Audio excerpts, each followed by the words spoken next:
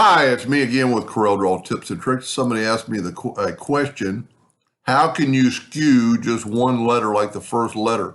If you double click, you get your skew marks, you get your rotation mark, and you can skew the whole word and make it italics. But what if you want just one of the letters skewed? First of all, before we get into that, you can always take the shape tool and select that letter and do a lot with it. You can make it bigger. You can make it 800 points and see all the other letters stayed the same. But the key here is Ctrl-K. So with that selected, Ctrl-K will break those letters apart. And at this time, you can skew it. So we're going to double click on it and we get the skew rotation, and you could do that right there. Now, at this same time, you can make individual letters. Let me move that over just a little bit, holding down the control button so it stays even.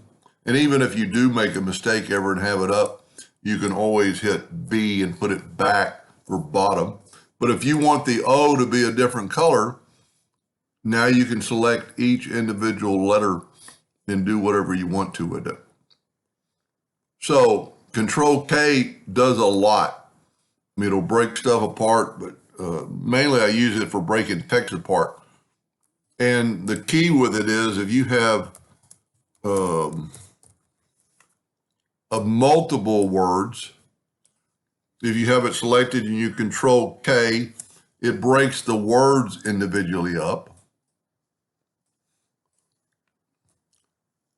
Or if you select it all again, or just select that word you want to do and Ctrl-K, so you can Ctrl-K twice to get that letter.